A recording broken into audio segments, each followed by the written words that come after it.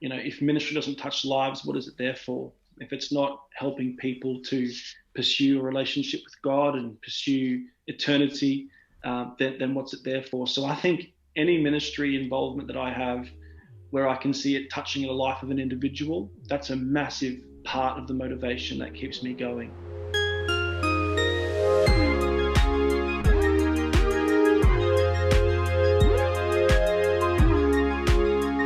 Welcome to the Hacka Podcast. My name is Greg Hackathorn. I hope you all are doing well.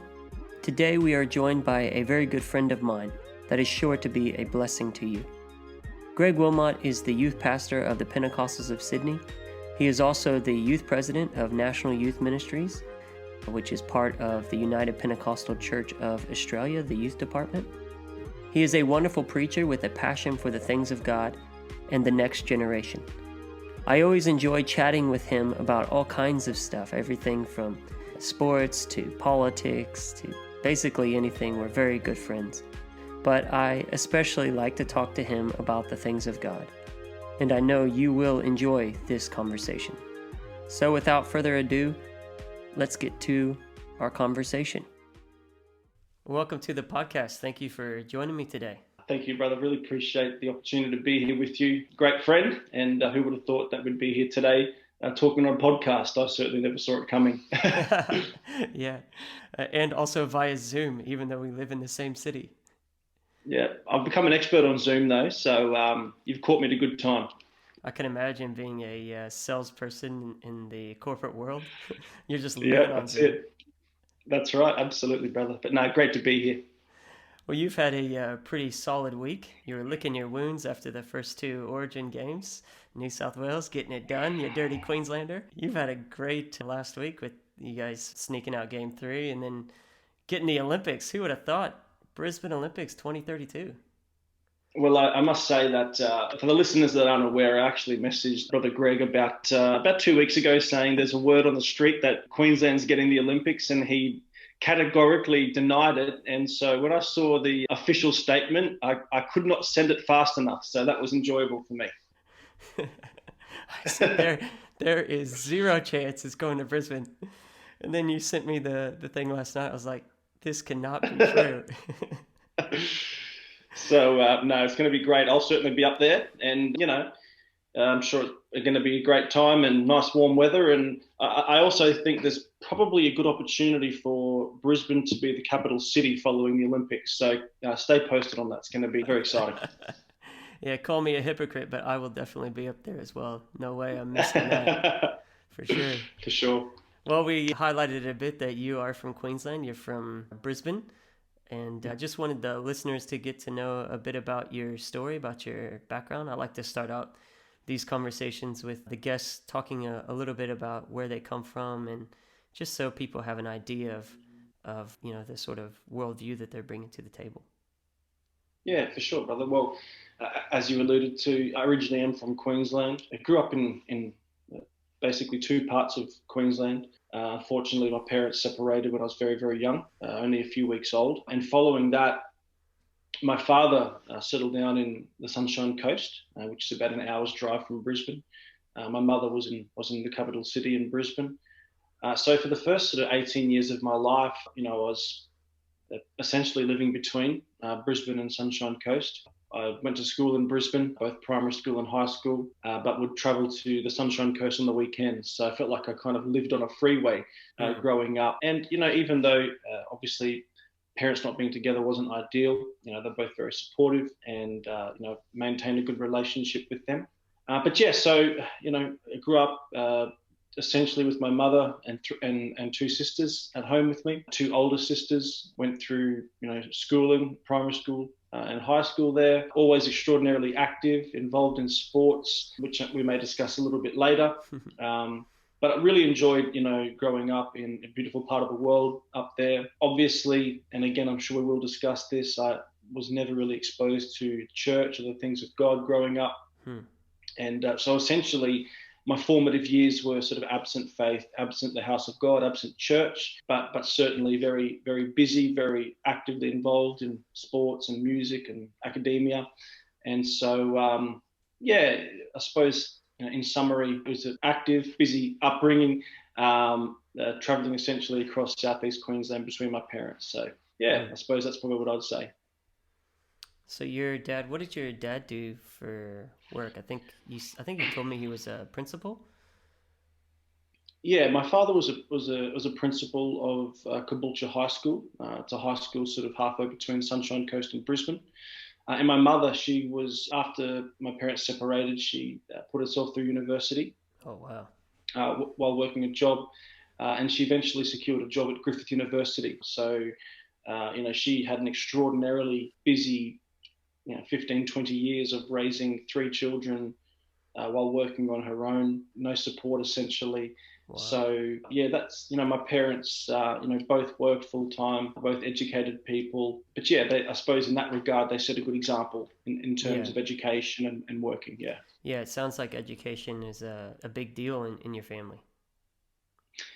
It is, and I think it's a bit of a double-edged sword. I think education is really, really important. It's powerful, and I think potentially dangerous if it's not channeled in healthy directions. And, I always, in my involvement with young people, encourage them to pursue education, but to do it with their eyes open, right. For sure. But as it relates to, my family and expectations around study and education, it certainly was a very important part of the family dynamic. Absolutely. So you mentioned briefly that you were really into sport. You're involved in sport. Mm-hmm. How successful were you on the sporting field? Because I feel like this is an important part of your story. For sure. Well, I'll caveat this by saying it depends which sport you're talking about. I actually managed basketball? Yeah, well, it gets worse than that. I actually managed to fail treading water, of all things. My goodness. Yeah, in grade 11, I got a fail for treading water, which wasn't my finest hour. But no, typically any sports that didn't involve water was, kind of what I was into. Growing up, really athletics, rugby, soccer, cricket were the sports that, I was really immersed in, essentially. And, end of grade 12, which is our final year of high school, I was selected in the Australian Schoolboys rugby team, which was probably the highest honour in my sporting life. And then following that, played for Queensland Reds for a couple of games before I got the axe from the coach. So for those who don't know what Schoolboys is, can you explain that? What would the equivalent of that be in some other sport? Yeah, so the way it worked was that you were each state put together the best rugby team comprised of all of the rugby players in all of the schools. There would be a carnival where, essentially schools played off against each other. The winner of GPS competition would play the winner of various other schooling systems. And from that, they would select the Queensland team, which is a state team. And then there would be a national carnival where, Queensland would play against New South Wales, various other states, and they'd select an Australian team. From there, we actually played against New Zealand Schoolboys, which, for those that aren't aware, that's an extraordinarily strong rugby nation. And we actually managed to beat them. We were the first Australian team to do so in a number of years. We had an incredible team with athletes that would actually end up being, well-known household rugby players later on. So it was a great experience for me, something I really enjoyed for sure. So in high school, you represented your country playing rugby? Yes. Is that right? Okay. Yes, I did. And then you ended up playing somewhat professionally, right? Because when you said the Queensland Reds, that's a professional rugby team? Yes, yeah. Queensland Reds is the professional rugby team representing the state of Queensland. It plays in a competition with New Zealand and South Africa. And so I actually, first year out of high school, was selected by Eddie Jones, who was the coach of the Queensland Reds at the time, to come and trial. And I still remember my debut match was a pre-season game. And I was playing against actually a Japanese rugby union team, and I scored an intercept try for my very first touch, which was a great moment for me. Really exciting times, and just before we changed direction, I find myself having to remind the young people at church of these stories, because now that I'm a 33-year-old washed up bald man. The young guys are a bit faster than me these days. So when they get a little bit too confident, I have to remind them of, my formative years being a good athlete, so. Awesome. Awesome. And you played with some of the guys that ended up playing on the Wallabies over the last, I mean, maybe not so much now. There might be a few still there now, but the ones, say, maybe 5 years ago that were littering the Wallabies team, right? The Australian Yeah. representative team. Yeah, that's correct, brother. So I was able to play with some of the names, like Quade Cooper and Will Genya, Christian Leilafanu, David Pocock, Curtly Beale, some of these names that for those that are familiar with rugby may recognise. And, as I said, it was tremendous to see them in person, and I could see what incredible athletes they were, even, as 18, 19, 20-year-olds. And it was nice to be able to tell my kids, in the future that I played with some of these people, even though they left me in their dust shortly after high school. But it was a tremendous memory for me to reflect upon. Yeah. And obviously you had talent, but you can tell that to rise to a level like that, you need to have some sort of work ethic. So that work ethic was established for you at a younger age. Yes, it was. I suppose relating more to my family, I touched on sort of academic expectations that my family had. My father and my grandfather especially were very, very active in sport. My grandfather actually went to the same school that I did. He was a school captain there. He was the captain of the first 15 rugby team at that school and the captain of the first 11 cricket team. Oh, wow. He was, I suppose your high school quarterback type. Yeah, he's the man. Yeah. And it was nice to see his name, at the school and all of the memorabilia, plaques in the head office. But that, I suppose, that set in motion a culture of a sports focus and work ethic. And to your question, brother, there was always a focus on training and being diligent, being on time, doing more than is required. And so that certainly was something that I picked up from a young age from them. Mm. So obviously you weren't raised in church. Did you have any sort of religious background? Did you go to church at all, or completely foreign to you? Yeah, obviously, I mean, there may have been one or two occasions where distant relatives were christened or, but there was nothing ever frequently in place in terms of church attendance. Faith was never ever something that was respected or spoken of, really. I recall one conversation I had with my grandfather, and I love him. I'm not here to bash anybody. Grateful for all of my family and many of the wonderful things they invested into me. But this one particular conversation, I remember I was driving home. He was driving me home. And I still remember to this day, he actually tried to tell me that belief in God was no different to belief in the tooth fairy. Oh, wow. And that it baffles him as to how people that, are intelligent could ever believe in God.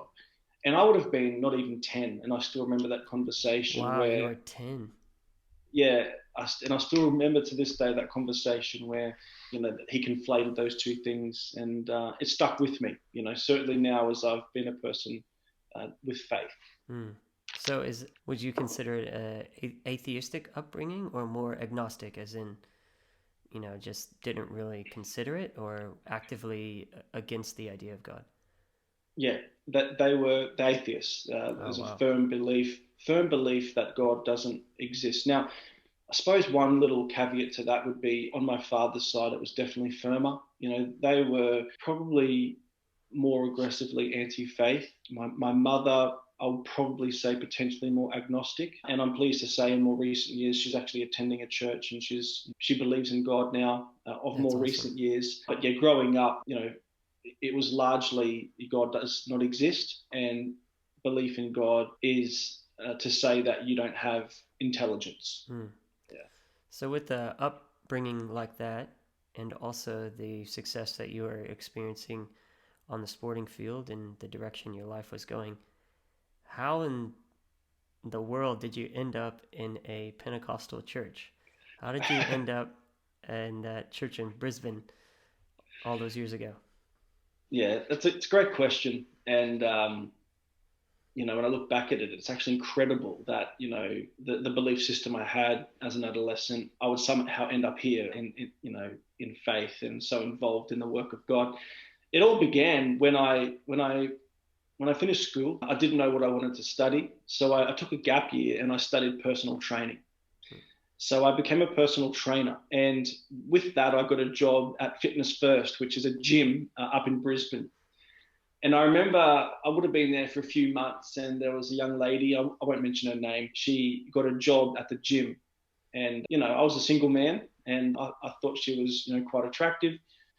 And so I thought, I want to date her. So I got to know her. And as it turns out, she was, an avid Christian, and I think that was one of the things that drew me to her. She was very respectful and, presented well, and she, just a lovely person. And so as I got to know her, it quickly became apparent to me that if I wanted to have any chance of dating this young lady, I had to go to church.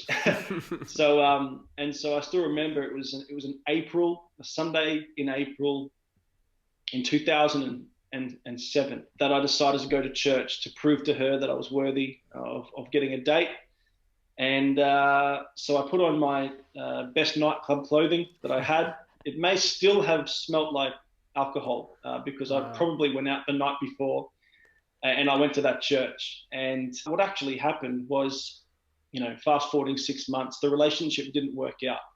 But in that time, I saw things that I never, ever thought I would see. I saw educated, intelligent people from varied backgrounds and cultures, all there worshiping God. Now, immediately that was confounding, because I was always told that if you're a smart person, there's no way you could have faith. Right. And so that was the first thing that challenged, my perceptions, was seeing people of varied backgrounds, varied educations, varied life experiences, all there worshiping the same God. And that was the first thing that got my attention. The second thing that got my attention was seeing how these intelligent people with a sane mind were so moved by what was happening in there. And at that time, I couldn't understand, but I would be looking around and I'd be seeing tears falling down people's faces. And I saw people that were honestly so impacted by what was taking place in that service, and how they would respond to the preaching and the worship. And so all of these things were a massive culture shock for me. Just something I never thought even existed, let alone I would be part of that. And so with that, as I mentioned, the relationship didn't actually work out, and that's absolutely fine, because I was able to meet my current wife. But I was left with those formative experiences in the house of God that absolutely reprogrammed my mind and my approach to faith and my respect for faith. And I gave it a chance, and God got a hold of my heart, and I suppose I never looked back. Wow, that's amazing. So coming into that church and just being confronted with all of the things that maybe were left unspoken in your family or even talked against, seeing that take place. You mentioned someone educated being moved by the Spirit and responding to the preached word of God. That really hit home for you. It absolutely did. And this person, won't mind me mentioning his name, and he's still a great man and involved, but there's a man that was in that church. His name was Brother Cameron Butcher, and he was one that stood out to me as he worship led in those early services, and he preached, and I knew that he was an educated person and he had a family, and I saw him and I thought, okay, this person is so affected by what's happening here. I can see that he's sane. I can see that he's intelligent. I can see that he's lovely with people, and it rocked my worldview. And for those that may listen to this, I pray that it reaches people that aren't in faith. Being in the house of God, for those that aren't raised in faith, is a extraordinarily challenging experience, because you are confronted with things that you've always been told didn't exist. I saw with my own eyes what the Spirit of God was doing to people in that place, and the types of people that were being affected by the presence of God. And immediately I knew that the version of reality that I was exposed to growing up was actually not true. Right. And And it was in that moment that I said, I mean, at that stage, I had still not given myself to God. I hadn't been baptized, was not spirit-filled, hadn't repented. But the way I thought of faith was immediately sort of reversed and challenged. And that was a really powerful moment in my life in terms of, changing course for my future. How long were you attending before you actually had that salvation experience? Yeah, so I was actually baptized it was a Sunday in August. So that would have been around 5 months. So for a few months, I was sort of looking around and I suppose being met with the reality of what it's all about. I still remember it would have been about 2 or 3 months in that I went to the altar for the first time. And it was such a hard thing for me to do. I felt a draw to the front. I felt a draw to the altar, and I was standing there. And then I started walking down, and I leant down. And the moment I leant down, I had a extraordinarily powerful release of emotion that I never knew was ever going to take place. And I wept, and a brother of mine placed his hand and prayed for me. And I experienced something so powerful in that moment that I knew there is no way, absolutely no way, that this is not real. And it was at that moment that I said to myself, well, if this is real and I have felt it for myself, I need to follow through. And so I explored baptism. Obviously, I repented, filled with the Holy Ghost. So it was about 4 or 5 months, but there was a number of important steps that led up to that moment where God revealed himself to me in a powerful way that I could not ignore or deny. What a powerful story. So you started attending church. You were part of the youth up there in Brisbane. You met a young lady that lived down here in Sydney, and somehow you migrated down here, which we're grateful for. But after you were born again, at what point, because you're actively involved in ministry now, at what point did you feel that call to go deeper in your walk with God beyond just attending and serving week to week, but to the point where you felt the call to preach, to minister the gospel? Did you have a moment, or was this something that was more gradual? Yeah, it's a great question. And, as I mentioned, the first sort of 4 or 5 months for me was really about just coming to an understanding of this is real, and obviously, repenting, being baptized, filled with the Holy Spirit. But not long after that, I'll be honest with you, I felt a connection between some of the things that were naturally innate in me when I was in the world to bringing that into the house of God. And I'll explain what I mean. When I was playing rugby, and I've shared this to the young people, there was always something inside of me that I always felt drawn to motivate the teammates beside me. And oftentimes when the opposition scored a try, we were standing behind the try line, I would just naturally try and fire up the team and motivate and encourage and lift them up when they were feeling flat. And I remember when I was first given an opportunity to share a short word. I was asked to share for 5 minutes. I still remember this very clearly, on a Wednesday night, and there would have been probably 20 people in the church. And so I prepared, but I still remember as I stood there and I was ministering, my mind was taken back to some of those times before I even knew God, where I was, trying to motivate and inspire my teammates. And the Lord revealed to me at that time that, he'll actually utilize some of the natural innate personality traits that he gave me for his glory. And as I was sharing and trying to inspire people in the house of God, the Lord showed me that connection. And I suppose, and it's something I share to so many young people, which is that when people come out of the world into the house of God, yes, there are things that need to be removed and some things that need to be let go and some aspects of your lifestyle that you need to cut ties from. But there's actually, intrinsic parts of your personality and some of the innate talents and abilities that God will actually utilize for his glory. Right. Yeah. And so at that moment, the Lord revealed that to me, that yes, while many parts of me had to be released and let go in terms of my behaviors, fundamentally who I was usable to God. And God could anoint. And that was a really powerful moment for me. And in that 5 minutes on that Wednesday night, I felt that the Lord said to me, this is something that I want you to do for the rest of your life. And so, the years following, I have tried my best to continue to develop, but that was a powerful moment for me where the Lord revealed to me that he had, that ministry for me in my future. So cool. And following along from that, is there any advice that you would give a young person or a young leader that is feeling the call to ministry, to minister the gospel, to preach the gospel? Is there any advice that you would give them, someone who's wanting to take that next step to grow in their walk with God? Yeah, absolutely. A great question. The first thing I would say is that, being transparent and open with, their leader with regard to what they feel God has called them to. And the reason that's important is, your pastor or your leader could potentially see things in your character, your personality that are important to work on. And a good man of God would be honest with you, even if it hurts to hear. And I think we've all, had those honest conversations that weren't necessarily nice to hear, but so important for us. But that's really, really important that you share that with your leader.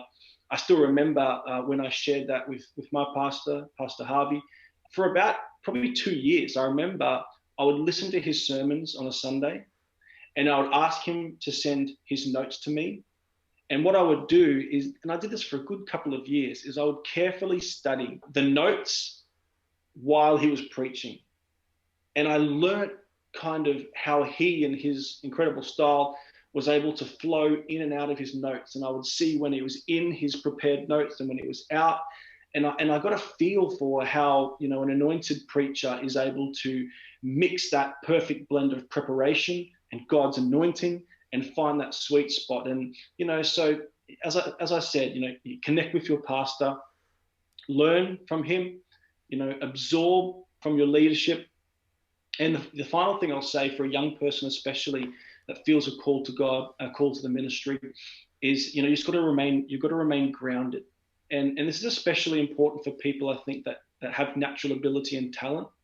Of course, when you're naturally gifted and talented, it's going to get the attention of man, and people are going to want to utilize those natural abilities. But what I've actually learned is that incredible talent and ability, absent character and maturity, is actually a destructive force, not a positive one. And so I think for people, regardless of their level of ability or natural talent, questions of character and maturity are always so important to continue to focus on, because with that, it doesn't matter what doors will open for you, it won't be a destructive force for your ministry. So true. To connect up with leadership and make sure that the calling that you feel that God is putting on your life, it's so important to have that validation, that the leader sees the same thing, that it's not just you seeking after something, but that the leader as well is seeing that in you, that you have that ability, that God is calling you to something greater than what you're being used in right now. Absolutely true. And I'll say one more thing, if it's okay, brother, which is, since having children, seeing the way your children behave and operate, giving them advice and watching, their immaturities and their certain behavioral tendencies, you're able to obviously see tendencies in them that they just cannot see because of their lack of immaturity. And it kind of reminded me of, some difficult conversations I've had with my pastor over the years, where he was able to see things inside of me and point things out in me that I had not even recognized before. And I couldn't understand it. But with perfect hindsight, I have seen that in me. And so again, I don't know who this is for, but if there's a young person out there and maybe you've had some difficult conversations with your spiritual leader, you've got to trust it.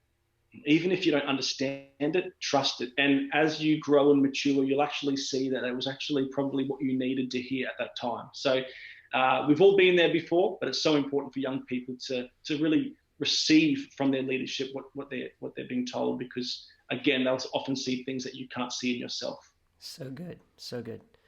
So how long have you been, you're the youth pastor of the Pentecostals of Sydney, as well as the youth president of the UPCA, United Pentecostal Church of Australia. How long have you been serving as the youth pastor of the POS? Well, we're in July of 2021, which should make it about 7.5 years now that I've been the youth pastor of the Pentecostals of Sydney. And it's been you go. And you've been the youth president for how long? For 5 years, 5.5 years. Yep. Wow. So you work with young people all the time. Yes, I do. Absolutely, at a local level, at a national level, and it's been a joy. Yeah. What encourages you about this generation? So you minister to them week to week. You travel around Australia when you're allowed to, ministering to young people, and you've even ministered outside of Australia, New Zealand, Fiji, Philippines as well, I believe, a few other places, ministering to young people in particular. So what encourages you about the generation that you see week to week in Sydney throughout Australia? That's a great question. And I would say this, that the thing that encourages me, regardless of whether it's Australia or young people abroad, is that in a generation when there are so many different distractions and so many different things that young people can pursue, there's still a body of young people that are hungry for God. And whether it be, when we've shared some ministry experiences overseas, whether it be young people in the Philippines or even here in Australia, there are young people still choosing God over all of the distractions, over all of the other avenues they can pursue. And that's encouraging to me, because there are so many distractions. There are so many ways that young people can get caught up in pathways that aren't necessarily healthy for them.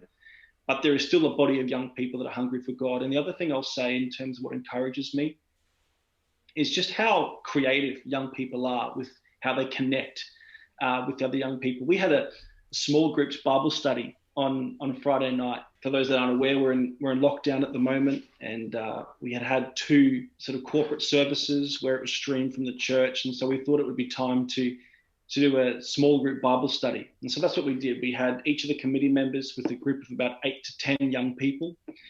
And at the end of that, we fed back to the team how the studies went. And so I wrote back and said, yep, the Bible study went great. We opened in prayer. I did the Bible study. We closed in prayer. And then all the other groups had these, they did Kahoot, and they set up online games, and, they did the study, and they had a point system. And I was just like, number one, I felt like I was a dinosaur. but number two, it just reminded me that, one of the tremendous strengths of young people right now is that not only are they hungry for God, but they know how to connect to other young people in new ways that really weren't around that long ago. So that's another thing that really encourages me. Yeah, and further to what you're talking about with some of the challenges that they face, I think back to when I was growing up as a young person. Again, I'm not that old. We're around the same age. I'm 32. But when I was in youth, I mean, the things that I had that could trip me up absolutely pale in comparison to what this generation faces. I mean, we were just getting out of dial-up internet. Google was just really growing at that time. We didn't have anything close to what they face. Facebook really didn't come into being until my year 11 in high school. So we didn't really even have social media. I think back then we had MySpace. Did you guys do Bebo, or what was it? Yeah, we had, I think MySpace was the first thing that I recall, but you are not talking to the right person regarding technology. So I could be incorrect. Yeah, but I mean, the stuff that they face, and it's a two-edged sword, right? It cuts both ways. You're saying that they're able to still focus on the things of God despite the distractions, and then also they're able to use these same technologies that could be a massive challenge to them. They can use them to connect and to spread the gospel. So good. And yeah, I'm very encouraged about this generation and what they're doing for the kingdom and how they continue to grow. But off the back of that, what do you think is the greatest challenge that they face, that this generation faces? I'm going to mention 2, if it's all right, that come to mind immediately. And the first of which is, as you've alluded to, kind of closely connected to one of the strengths, which is distraction. When a lot of these other channels of communication aren't funneled in a constructive and healthy way, they can obviously become a distraction. And I've spoken anecdotally with, a lot of young people, even since this lockdown, that have told me that, they find it difficult to sit through a sermon online. And it's not because necessarily they don't love God. These are the young people that I see worshiping at church, some of the young people that are involved in our services at church. But I think, with so many things yelling at them for attention, even on their devices, it's easy to be distracted, And I know even with my own children, when I remove the opportunity for distraction, I can get their attention. But the moment there are various things in that room that can distract them, they will be, have divided attentions. And I think for some of our young people, that's a real struggle. Things like, when you wake up and you've got a Bible on your bedside table and a phone, yeah, if that phone wasn't there, it would be much easier to open up your Bible. But because it is there, it can be more difficult for young people to, remain focused in some of the important spiritual disciplines important for their spiritual health. And the second challenge I want to mention, and again, I think this is potentially the most powerful, is just the opportunities for self-comparison and what that does to a young person. When I grew up, again, through high school, before social media, the only opportunities I really had for self-comparison were watching other athletes that were more gifted than me in person, or when examination results came out and I saw other people achieving greater than me. But right now, our young people, any minute of any day, there are opportunities for self-comparison that make them feel inadequate. And I think that has added additional dimensions to self-worth and for young people in this current generation compared to previous. And the sad thing about self-comparison in this space is that young people are really comparing themselves to something that's not real. And I've shared this and I won't elaborate too much, but young people are comparing their real life with something that's not real, other people's fake lives. And when they're doing that over and over again, it just sets in motion unhealthy thinking patterns. And I see the consequences of that for young people. And, it robs them of their joy. Again, they feel inadequate. And it's something that I see as a very troubling pattern amongst young people in this generation. And it's a mindset shift that has to take place. You and I, as you said, we didn't face that challenge. The people that we compared ourselves to were the ones that we went to school with, the ones that were in such a small circle. Whereas the young people nowadays, they're comparing themselves to people all over the world. I mean, I'm blown away by TikTok and the way that it developed over the last few years. And there's this whole group of like the quote unquote cool kids on TikTok where they're all around these kids' ages, 15, 16, 17, 18 years old. And it's like the super cool kids, right? You had the cool kids in school. Now you have the cool kids of the internet. And there's these comparisons that are taking place. And all you're seeing is the highlights of people's lives.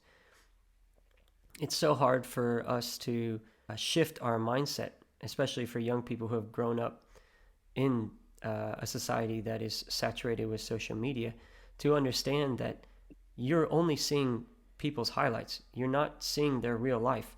You're not going to school with this person, so you don't see their good days and their bad days. All you're seeing is the great days, or if they're doing ads and in these sorts of things.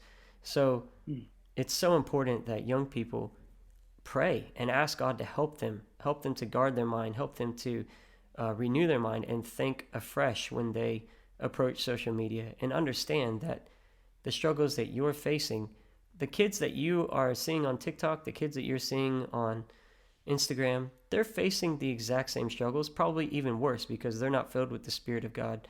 They're not in the house of God. They don't have a relationship with God like you do. And keep that in mind.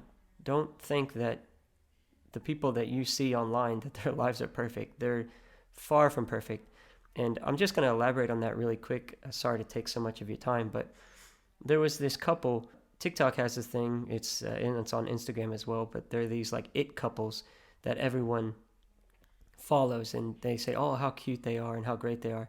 And there's this couple that put out a whole lot of funny videos, and it looked like they had a perfect relationship. And then out of nowhere, they released a video that they were separating. So the video before, they have this incredible relationship. It looks like they're having so much fun. They're this great relationship. And then the very next video is this really sad video where they're saying that they're separating as a couple.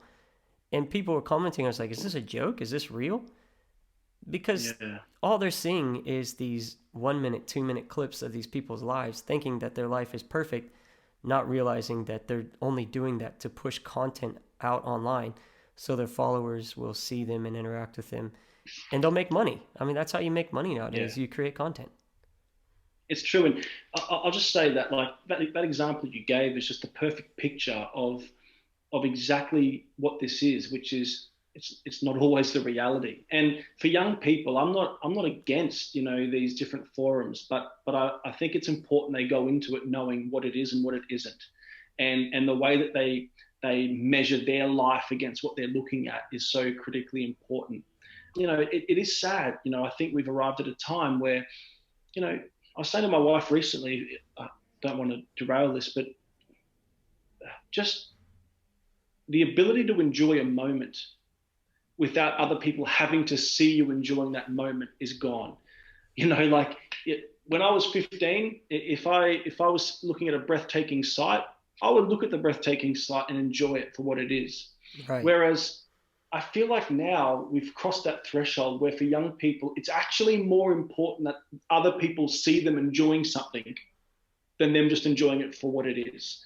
And, I think that's denying young people and denying, all people of some of the rich aspects of the life we live. Yeah. So true. So true. I did want to get to this. I know you are the youth pastor at POS and the youth president, but I also wanted to get a bit of your perspective on a few other things before we finish up this conversation. You're a bivocational minister, which means that you have a full-time job, career, and then also you work for the church as the youth pastor, as one of the leaders within the church. And this has to be challenging, obviously, because your job is demanding. I know what you do for work. It's not just working at McDonald's and getting that shift done, but and not that there's anything wrong with doing tasks like that, but when you're in a career and it's sort of all encompassing and you're traveling and doing the sorts of things that you do, and then also added on top of that is your responsibilities within the national work. What advice would you give to someone who is a bivocational leader? They don't have to be a minister per se, but someone who wants to lead and do work in the kingdom of God, but also has these other demands on their time. And in particular for Australians, the vast majority of our ministers and pastors as well are bivocational, where they're still working full-time jobs. What advice would you give? A great question. And, what you're saying is true. It can be challenging for sure. We only have so much time available. We've got spouses and children and our private life as well as career. And I would say what I have learned is you need to have the security to delegate effectively. By that I mean having the right people on your team and being okay with not being across and in control of every aspect of what you're leading. And that's actually a hard thing for some people. Like, me, brother, but for those that don't, like, I'm somebody that likes to be in control. And it was difficult for me to learn to not just bring people into your team to oversee certain aspects of the operation, but to give them control and allow them to function independently of you sometimes. And so delegation is absolutely one of them. And the best example I've got of that is, when I took over in 2017, the National Youth Ministries, we had no one really overseeing our social media. And there's a young guy called Brother Daniel Morton Jones, and he's an absolute beast in terms of social media work. And he's so good, yeah.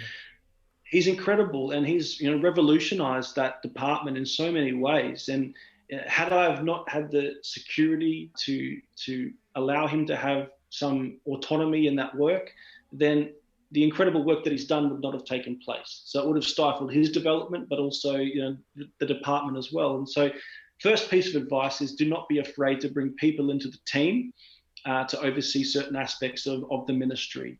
And do not be afraid to lose control of every aspect of the ministry. And the second thing I'll say is that although it's good to bring people into your team, if you are the leader or if you're running something, you have to be organized. There's no way around it. And one of the most important reasons you need to be organized is because when you're chasing your tail and you feel like you're falling behind, it stifles creativity. I have found that, when you're in survival mode in terms of just trying to keep your head above water, it doesn't yield an atmosphere that brings about your best work. To be creative and to have fresh ideas, you've got to be organized, because again, survival mode is not the best headspace for an effective and fresh and engaging ministry and department. So good. What drives you when it comes to ministry? What is the overarching? I like to ask this to everyone who's on the podcast. What is your passion? What is it that drives you when it comes to your work in the kingdom of God? Obviously, the impact it has on people's individual lives. I think, if ministry doesn't touch lives, what is it there for? If it's not helping people to pursue a relationship with God and pursue eternity, then what's it there for? So I think any ministry involvement that I have where I can see it touching the life of an individual, that's a massive part of the motivation that keeps me going. And so, again, if anyone out there listening that's involved in a system type ministry, or, whenever you're struggling for motivation, remind yourself of examples of how it has impacted the life of an individual person. And that, I think, will prove to be a source of strength and motivation for you moving forward. So for me, it's absolutely feeling as though it's having an impact on individual people. And the other thing I'll say is this, that there's nothing like knowing that you're living in the will of God. Like that provides a source of peace and comfort and joy that nothing else can replace. And you mentioned earlier my career. I work in a corporate environment. I have lost count of the number of extraordinarily wealthy, successful human beings whose lives are a mess, who have got all sorts of dysfunction, depression, mental health issues, broken homes. And it's reminded me, it's reinforced in my mind that success, as the world defines it, doesn't actually give people true happiness. And so for a young person out there, oh, God bless you. If you want to study and pursue a career, I'm with you all the way, but never forget that is always beneath your primary calling in the things of God. And that is actually the thing that gives you peace and joy and comfort, knowing that you're in the will of God. And that, for me, is what keeps me going. Because, while I am involved in the secular workforce, that is a distant second to my involvement in the work of God. So you don't mess that order up, guys. That's important. But they are, brother, the things that give me encouragement and drive me day to day. I agree. It's also important. Well, it's also a positive if you're able to match up the two. Not every single person is going to be called to preach the gospel. Obviously, we're all called to make disciples. I'm talking about more so a pulpit ministry, especially one that's as effective as yours. So if they are pursuing a career, I'd encourage them to try and find something that will match up to the calling that God has on their life as well, as best as they can. Because then you have one feeding into the other. I agree wholeheartedly in that space. And again, for me, I'm involved in, a corporate selling environment. And, many of the various training modules that my workforce signs me up for, it ties into my ability to connect as a speaker. So absolutely agree. You look for opportunities for what you're doing in your secular life, in your secular workforce, to be of benefit to your ministry. And I agree with you 100% there. I think that's a really important point. Well, I've really enjoyed this conversation. It's been a blessing to have you on. It's so good to have one of my friends on the podcast. In conclusion, I wanted to give you the opportunity to share a word with the listeners. We've had this conversation. I've been sort of guiding you through it with different questions and prodding you in different areas, but I wanted to give you the opportunity to share whatever you believe, you feel that God has laid on your heart for the listeners of this podcast. So I want to give you that chance to close out this conversation and share a word with our listeners here today. Thank you, brother. And I just want to say it's been an honor to be here, and I'm really excited for what you're doing here with this podcast. I can see it doing great things. And so congratulations, and I'll be supporting it all the way. With regard to a word, I just want to share to the hearers kind of what the Lord's been doing in my life at the moment. You know, we're in a situation right now where, you know, we've had services and events and, you know, church conferences and all of these wonderful things sort of taken away from us. And it's frustrating for those of us that are so used to those as sources of fuel for our faith. And kind of what we have right now is having it all stripped back. And the Lord has shown me that this is an opportunity now for consecration, getting back into the Word, going back to the pillars, the foundational pillars. And I've had moments in the most recent weeks, in all honesty, which I feel has drawn me closer to the presence of God than I have been in the midst of some of our big church conferences. And so my word of encouragement to those out there, maybe in similar seasons of isolation, is that take advantage of this and let it be a reminder that the most important thing that we have is our individual relationship with God. The other thing I want to say is that it's heightened the importance of a family dynamic. You know, I really respect you, Brother Greg, and your wife, Sister Stephanie. I see the family dynamic that you're creating, and me and my young family as well. This season of isolation has kind of forced us to spend more time at home. It's kind of forced us to spend more time with our families and our children. And I believe it's the will of God for His generation to find that perfect blend of involvement in the ministry and healthy families, healthy marriages, and healthy relationships with our children. And so I want to encourage everybody out there listening to take this time right now to invest in your home, invest in your relationship with God, invest in your marriage, invest with your children. And I think that that's going to set us up for, you know, longevity in the kingdom of God. We have seen so many talented and gifted people whose lives have crumbled because they've neglected important aspects of their life. But I feel if we can strip it all back to our relationship with God, to consecration, to having a prayer closet, to being back in the Word, and valuing our time with our families, we are protecting our immediate and long-term involvement in the work of God. So let this season right now of unprecedented times be a chance to strip it back and to invest in things that are most important.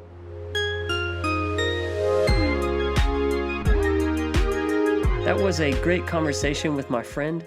I hope you were able to get something out of it to help you on your journey. If this blessed you, please share it with a friend and encourage them to follow the podcast. We are on Apple Podcasts, Spotify, YouTube, and a number of other platforms. Just search the Hack a Podcast and you should find us. We are releasing content every week, and the best way to keep in touch is to subscribe or follow the podcast so it goes directly into your podcast feed. If you have time to rate and review the show where you listen to it, I would greatly appreciate that. Thank you again for your time today, and we look forward to seeing you next time on the Hack a Podcast.